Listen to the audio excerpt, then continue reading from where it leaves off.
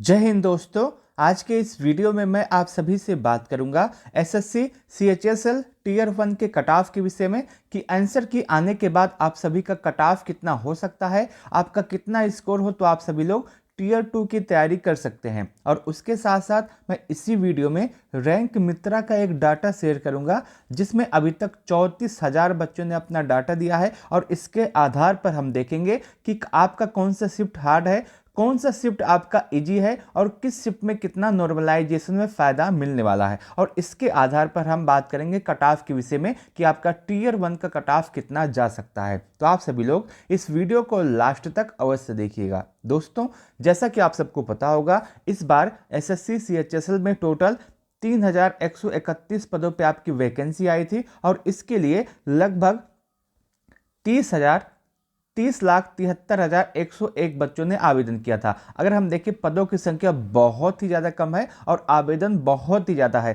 30,73,101 आवेदन बहुत ही अधिक होते हैं, लेकिन इतने बच्चों ने एग्जाम नहीं दिया था। ये आवेदन करने वाले बच्चों की संख्या है। अगर हम देखें एग्जाम कितने बच्चों ने दिया था तो आप यहाँ पे देख सकते हैं लगभग 50% बच्चों ने एग्जाम दिया था। लगभग आप मान के चल सकते हैं कि 15 लाख के आसपास बच्चों ने एग्जाम दिया था और लगभग इतने ही आपने बच्चों ने एग्जाम स्किप किया था। अगर हम बात करें टीयर 2 के लिए कि टीयर 2 में आपको कितने गुना बच्चों को बुलाया जाएगा, तो आपकी जो टोटल वैकेंसी है उसका 10 गुना बच्चों को टीयर 2 के लिए बुलाया जाएगा, यानी कि लगभग 31,310 बच्चों को टीयर 2 के लिए बुलाया जाएगा। और इस हिसाब से अगर हम देखें टीयर 2 के लिए पर सीट कंपटीशन, तो 15 लाख बच्चों ने एग्जाम दिया है और 31,310 बच्चों को बुलाया जाएगा, तो आपका पर सीट कंपटीशन टीयर 2 के लिए 47 के आसपास निकलता है। यानी कि इस बार हर 47वें बच्चे में से एक बच्चा टीयर 2 के लिए पास होने वाला है। तो ये आपका पूरा आंकड़ा अभी तक का रहा है जो ऑफिशियल है।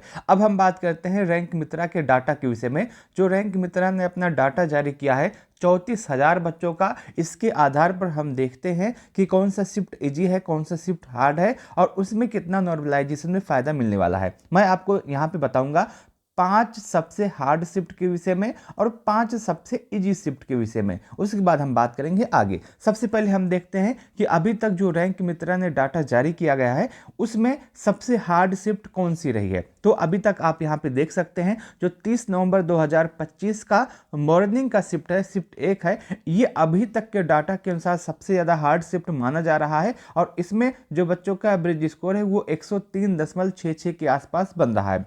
सेकंड नंबर पे आपका 30 नवंबर का ही इवनिंग का शिफ्ट आता है जिसमें बच्चों का एवरेज स्कोर 105 है। ये सेकंड नंबर का हार्ड शिफ्ट है। उसके बाद थर्ड नंबर पे आपका 27 नवंबर का मॉर्निंग का शिफ्ट आता है जिसमें बच्चों का एवरेज स्कोर 106 के आसपास बन रहा है। चौथे नंबर पे आपका 26 नवंबर 2025 का मॉर्निंग का शिफ्ट आता है जिसमें बच्चों का एवरेज स्कोर 108 के आसपास बन रहा है। वहीं पांचवें नंबर पे आपका 29 नवंबर का दोपहर का शिफ्ट आता है जिसमें बच्चों का एवरेज स्कोर 109 के आसपास बन रहा है। ये अभी तक के डाटा के अनुसार ये 5 शिफ्ट अभी तक के डाटा के साथ सबसे ज़्यादा हार्ड शिफ्ट माने जा रहे हैं। और यदि आपका एग्जाम इन शिफ्टों में है तो आप यह मान के चलेंगे कि आपको नॉर्मलाइजेशन में फ़ायदा मिलने वाला है, आपको नॉर्मलाइजेशन में अच्छे अंक मिल सकते हैं। यदि आपका स्कोर थोड़ा सा कम है तब भी आपका सिलेक्शन हो सकता है। अब बात करते हैं 5 सबसे इजी शिफ्ट के विषय में। अगर हम बात करें 5 सबसे इजी शिफ्ट के विषय में तो आप यहाँ पे देख सकते हैं जो आपका 18 नवंबर 2025 का दोपहर का शिफ्ट है, इसमें बच्चों का एवरेज स्कोर सबसे ज़्यादा अधिक है 133.49। तो ये ऐसा कह सकते हैं कि ये अभी तक के डाटा के अनुसार सबसे इजी शिफ्ट है और इसमें उतना नॉर्मलाइजेशन नहीं होगा। इसमें आप मान के चलेंगे कि नॉर्मलाइजेशन बिल्कुल भी नहीं होगा। अब बात करते हैं सेकेंड आपका इजी शिफ्ट के विषय में। तो 20 नवंबर 2025 का जो आपका दोपहर का शिफ्ट है ये आपका सेकंड नंबर पे सबसे ज़्यादा इजी शिफ्ट है, इसमें बच्चों का एवरेज स्कोर 132 के आसपास बन रहा है। थर्ड नंबर पे आपका 18 नवंबर 2025 का इवनिंग का शिफ्ट है जिसमें बच्चों का एवरेज स्कोर 130 के आसपास बन रहा है। तो उसके बाद आपका फोर्थ नंबर पे 13 नवंबर 2025 का मॉर्निंग का शिफ्ट है जिसमें बच्चों का एवरेज स्कोर 126 के आसपास बन रहा है। वहीं पाँचवें नंबर पे आपका 21 नवंबर 2025 का दोपहर का शिफ्ट है जिसमें बच्चों का ब्रिज स्कोर 125 के आसपास बनना है। तो आप यहाँ पे देख सकते हैं ये आपके जो 5 शिफ्ट हैं ये आपके डाटा के अनुसार, अभी तक के डाटा के अनुसार सबसे इजी शिफ्ट माने जा रहे हैं और इसमें नॉर्मलाइजेशन बिल्कुल भी नहीं होगा, इसमें नंबर आपके नहीं बढ़ने वाले हैं। यदि आपका एग्जाम इस शिफ्ट में रहा है तो आप ये मान के चलेंगे कि आपको नॉर्मलाइजेशन में फ़ायदा बिल्कुल भी नहीं मिलने वाला है। यह मैंने आपको बताया 5 इजी शिफ्ट के विषय में और 5 हार्ड शिफ्ट के विषय में। और ये जो डाटा है ये रैंक मित्रा के डाटा से लिया गया है और अभी तक इसमें 34,000 बच्चों ने अपना डाटा दिया है। आप सभी लोग रैंक मित्रा के टेलीग्राम चैनल पे जाकर के इस पूरे डाटा को देख सकते हैं।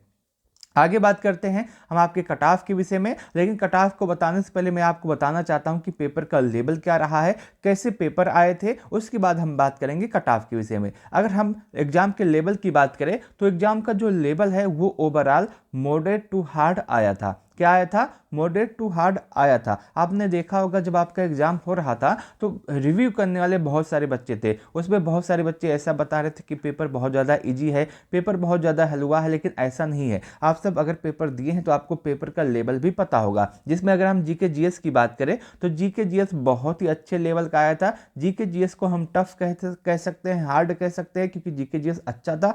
जीके जीएस में अगर हम देखें तो 12 से 14 प्रश्न ही करने लायक थे, बाकी नहीं करने लायक था। अगर आप करते तो नॉर्मल आपका माइनस ही जाता। उसके बाद अगर हम बात करें मैथ के विषय में तो मैथ आपकी मॉडरेट आई थी, मैथ अच्छे लेवल की थी, मॉडरेट थी, कैलकुलेटिव थी, तो आप मान सकते हैं कि मैथ भी अच्छे लेवल की थी। रीजनिंग की बात करें तो रीजनिंग आपकी इजी आई थी, रीजनिंग में लगभग सभी बच्चों ने अच्छा स्कोर किया होगा। इंग्लिश की बात करें तो इंग्लिश भी आपकी मॉडरेट आई थी। तो ओवरऑल जो आपका पेपर है ये मॉडरेट टू हार्ड आप कह सकते हैं। आपका जो पेपर का लेवल रहा है वो मॉडरेट टू हार्ड रहा है और इसमें आपका 100 क्वेश्चन थे, 200 नंबर का था। आपका जो पूरा कट ऑफ है ये 200 नंबर से में बनने वाला है, तो आप सबको ये पूरी बात पता है।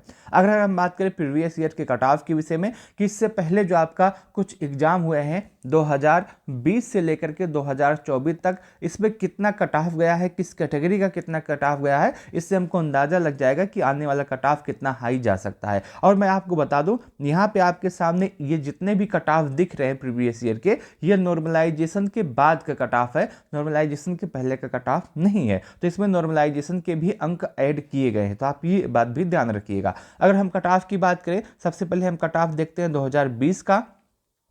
2020 में जो आपका कट ऑफ गया है यूआर के लिए वो आपका 141.88 गया है। उसके बाद आपका ओबीसी का कट ऑफ 139.42 गया है, ईडब्ल्यूएस का कट ऑफ 117.59, एससी का कट ऑफ 114.16 और एसटी का कट ऑफ 108.88 गया है। वहीं 2021 में जो आपका कट ऑफ गया था यूआर के लिए 140.18, ओबीसी के लिए 140.12, ईडब्ल्यूएस के लिए 131.40, एससी के लिए 112.86 और एसटी के लिए आपका कट ऑफ 104.78 गया है। वहीं 2022 के लिए जो आपका कट ऑफ गया था यूआर के लिए 157.72, ओबीसी के लिए 153.25, ईडब्ल्यूएस के लिए 151.02, एससी के लिए 135.46 और एसटी के लिए 125.79। 2023 में जो आपका कट ऑफ गया था 153.91 यूआर के लिए, ओबीसी के लिए 152.26, ईडब्ल्यूएस के लिए 151.09, एससी के लिए 136.41 और एसटी के लिए आपका कट ऑफ 124.52 गया था। वहीं पिछली बार 2024 के लिए जो आपका कट ऑफ गया था यूआर के लिए 157.36, ओबीसी के लिए 156.71, ईडब्ल्यूएस के लिए 150.51, एससी के लिए 139.68 और एसटी के लिए आपका कट ऑफ 129.44 गया था। ये आपका प्रीवियस ईयर का कट ऑफ है, लेकिन हमको इससे बहुत ज़्यादा मतलब नहीं है।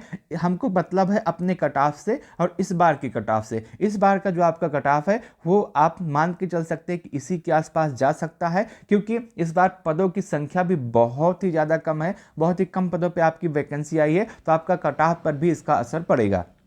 इस बार का जो कट ऑफ है वो आपके सामने लिखा हुआ है, आप यहाँ पे देख सकते हैं। यूआर का जो कट ऑफ है वो 145 के आसपास जाने वाला है। यदि आपका स्कोर 145 या 145 से अधिक है तो आप अपने टीयर 2 की तैयारी कर सकते हैं। यदि आपका नंबर इससे 1 या 2 नंबर कम है तब भी आप टीयर 2 की तैयारी अवश्य कीजिएगा, क्योंकि किसी को भी नहीं पता है कि नॉर्मलाइजेशन में आपको कितने अंक का फायदा मिले। हो सकता है आपके कुछ अंक ज़्यादा बढ़ सकते हैं, तो इसलिए अगर आपका स्कोर 2 नंबर 3 नंबर कम है तब भी आप अपने टीयर 2 की तैयारी कीजिएगा। ओबीसी का जो कट ऑफ है आपका 142 के आसपास जाने वाला है, ईडब्ल्यूएस का कट ऑफ 140 के आसपास, एससी का कट ऑफ 130 के आसपास और एसटी का कट ऑफ 120 के आसपास जाने वाला है। यदि आपका स्कोर इसी के आसपास है तो आप अपने टीयर 2 की तैयारी कर सकते हैं। टीयर 2 में यदि आपका इतना स्कोर, टीयर 1 में यदि आपका इतना स्कोर आ रहा है तो आप ये मान के चलिएगा कि आपका टीयर 2 के लिए सिलेक्शन अवश्य होने वाला है। मैं तो यहाँ तक कहूँगा कि यदि आपका स्कोर इस स्कोर से 1 या 2 नंबर कम है तब भी आप अपने टीयर 2 की तैयारी अवश्य कीजिएगा, क्योंकि अभी आपके एग्जाम में नॉर्मलाइजेशन में किसको कितना नंबर मिल जाए किसी को भी नहीं पता है। मैं उम्मीद करता हूं कि आपको यह पूरा वीडियो अच्छा लगा होगा, पूरी जानकारी अच्छी लगी होगी। आप कमेंट के माध्यम से अपना स्कोर जरूर बताइएगा, मैं आपको बताने का प्रयास करूंगा उतने स्कोर में आपको टीयर 2 की तैयारी करनी चाहिए या फिर नहीं। इस वीडियो को लास्ट तक देखने के लिए आप सभी का बहुत बहुत धन्यवाद।